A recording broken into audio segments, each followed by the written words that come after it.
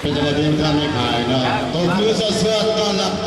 นักร้องน้องใหม่แอนน้อยเมืองหลวงคนนั้นแอนน้อยนิมนต์เนี่ยคนนั้นตั้งชื่อให้ใหม่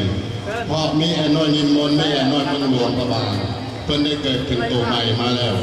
และจะเป็นยังไงนะอุดหนุนในท่าเฮากับมีนั่นนะมีตำมะม่วงมีไข่เฟยไข่ลาบไข่ผัดลาวกันว่าทั้งไทยผัดก็เป็นผัดไทยอันนี้ลาวผัดก็เป็นผัดลาวคนว่ามีตำมะม่วงแล้วก็มีทุกอย่างแล้วก็มีหลายแนวเนาะพี่น้องเฮาเมื่อนี้ก็โอ้โหคนก็เริ่มหายไปแล้วเปิดเนาะครับคือบุญบังไฟบ้านเฮาเลยล่ะเป็นไงเนาะปีหน้าจ้างได้เด้อมูลนิธิขนาดนี้เนาะเพราะว่าพอจ้างเขาน้อยก็จะเงินมาจำไปซะก่อนย่านบริลีได้ในกำมวลกันต่อแล้วก็ค่อยๆกินข้าวย้อนอาหารอารมณ์แล้วก็ทาง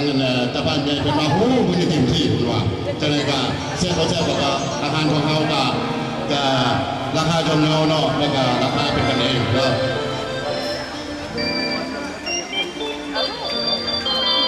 เป็นว่าตักชิ้นยาวเป็นอาหารเพื่อนก็น้อยก็ตักไปทางไหนเป็นเงินโปรจากยาวเชียวเอาเมื่อก่อนไปจากกันพบกับน้องชายไอ้น้อยมงคลจันทรา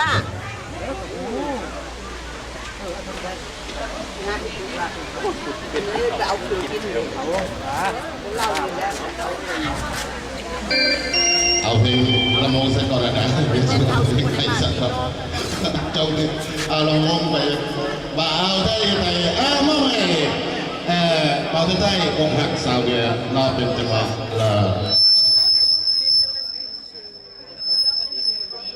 พอเงียบๆเสียงก็ออกกันได้เอาแบบเอาเนี่ยนะเอาพี่ลูกกันหน่อย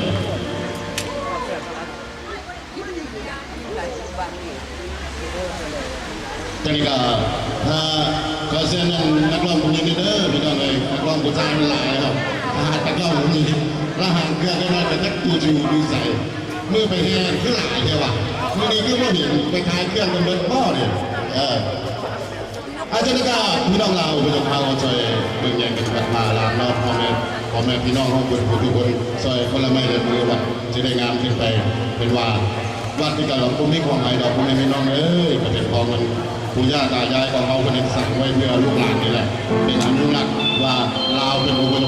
ได้มาสั่งวัดวาอารามคือยายคนนี้แหละพาเหตุพาทำแล้วก็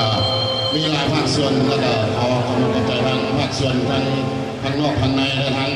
บ้านเหนือบ้านใต้ก็ที่นี่ก็มีหลายผู้หลายคนเนาะบ้านหน้าหลายตาที่นี่มาสวยอุ่นทางวัดเราแล้วก็ยังมันยังเป็นว่าเอาฮอต19 โมงได้ก็เริ่มมาบรรยากาศเนาะ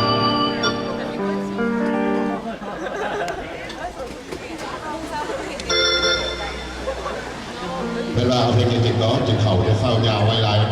เข่าจะแคบคออาจจะได้ก็เป็นลูกหลานของเดี๋ยวว่าจะไปอยู่